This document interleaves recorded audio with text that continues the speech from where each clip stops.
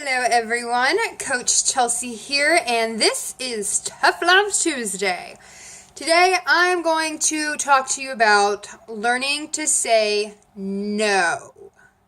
Now, I know growing up as a child, that was a word that you never wanted to hear. You never wanted to have your parents tell you no about things, but guess what? When you turn 18 and when you become an adult, you have to learn to tell yourself no because you don't have a parent there to tell you what's right, what's wrong, and what to do.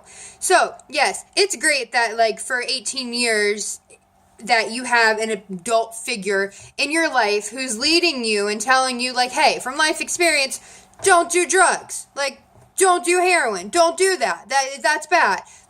That's something that you grow up with. That's it's just part of being a parent and then part of being a child. They're there to teach you and let you learn from their life experience of, hey, if you do heroin, you're most likely going to die or go to jail. Those are your two options. So when you turn 18, you have to learn how to parent yourself. And no, it's not fun because I know when you turn 18, you're oh, I'm independent. I can do whatever I want now. Yeah, wait until those bills come in. Yeah, wait. So when it comes to learning to say no, understand that sometimes you have to tell yourself no now to where later you can say yes to yourself. All right. So let's say that we're going to take this in three different aspects. So one, people genuinely like to be people pleasers. We like people to like us. And in order for people to like us, we like to say yes to people. Okay. You don't always have to do that. And it's part of standing up for yourself and what you really want to accomplish to say no. I don't want to go to that movie and waste my $12 on something that I don't really care about, the 3 hours that it's going to take to have that happen. Yeah, no.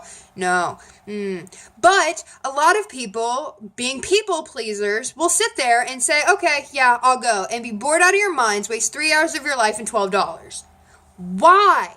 Why would you waste that time, money, and energy doing something that you know you don't want to do? Why be around people that don't fulfill you, that don't make you happy, that don't make you grow in any way? You are the average of the 5 closest people to you.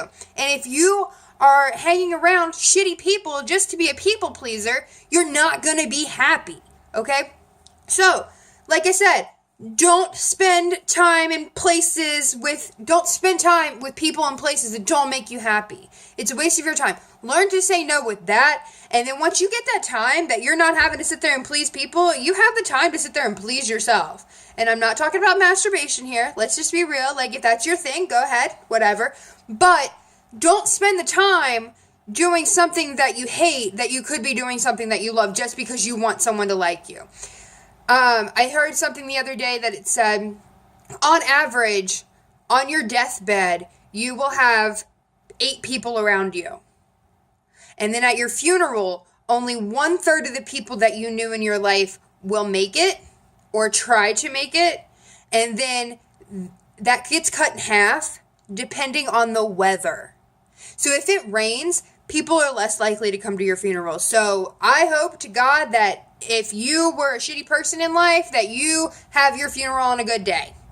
Because if you spend all your time pleasing people and they never grow from you because you never grew yourself, then I'm sorry, but I don't know how many people you're going to have there. And that's just the truth. You have to grow as an individual and grow with the people around you to be an asset to those people.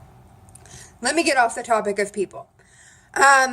Don't spend the money you're trying to save. I know that I'm trying to get into a lot of financial things. I did Financial Peace University. I'm trying to become a financial coach.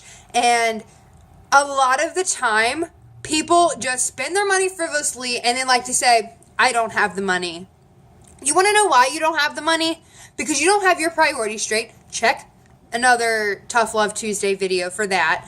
But just like in Financial Peace University, you go through, and the first step is to save your emergency fund, and that can either be $500 if your income is below $20,000 or $1,000 if it's over $20,000, and then you start paying on your debt. There was a person in there that said, I don't know how I'm going to get this because I don't have the money for their emergency fund or for their debt snowball, whatever it was.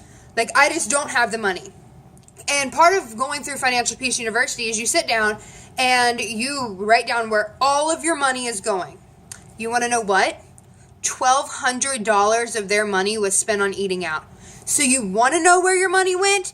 It went in your mouth. All right? You don't have to eat out to eat food. Like, you can go to the grocery store, and something that I get a lot is eating healthy is too expensive. And I won't go on a tangent on this video, but that is such bullshit. It's just a matter of your priorities. I'm just saying, 3 apples at Kroger are 99 cents. Your zebra cakes are $2.50. What in the world are you doing?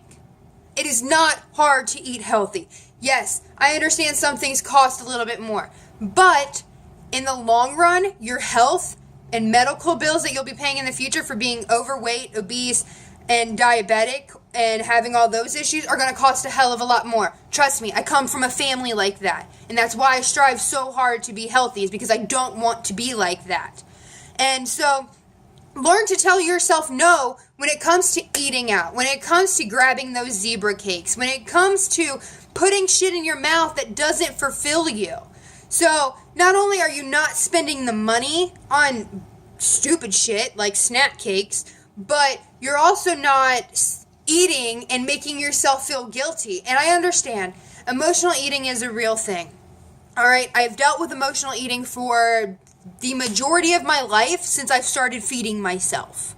And that includes, like, being younger. Like, I think the first time I realized I was an emotional eater, it was like around 11 or 12. And that was because I got called fat at school, and guess what I did? I went home and ate, and guess what that did? I ended up feeling guilty for it, so I ate more because I felt guilty, and I already felt bad about myself, and it's a very vicious cycle. But if you learn to tell yourself no, you don't have to go through that cycle. You don't have to be broke anymore because you have the discipline to do so and to be who you want to be and to put in the time, effort, energy where you want it to go. So stop hanging out with friends that don't fulfill you. Stop doing things you don't want to do. For example, if you walk into a movie and you're about like an hour in and you're like, this sucks, I'm wasting my money, my time, my whatever, get up and leave. No one's making you sit there and watch that movie. You're an adult. You can do what makes you happy, and if you don't like it, get up and go. Just like if you want to go see a little kid movie, you can go do that too. It's the same kind of concept of being an adult and taking charge of your life and saying, this is what makes me happy and I want to do it. This is what doesn't make me happy and I don't want to do it anymore. And getting your priorities straight and telling yourself, no, I'm no longer going to do the things that don't make me happy. I'm only going to do what makes me happy, or what fulfills me, or what fulfills the calling that I have for my life, or that are in line with my goals and my priorities. You don't have to hang out with friends who drink every single day. You don't have to spend the money on junk food and eating out. You don't have to stuff your face to make yourself feel better. There are better ways out there, and there are such better opportunities for you out there to not only live a healthier lifestyle, but to also maybe make an income from it, or to do something that you love. Let's just say this.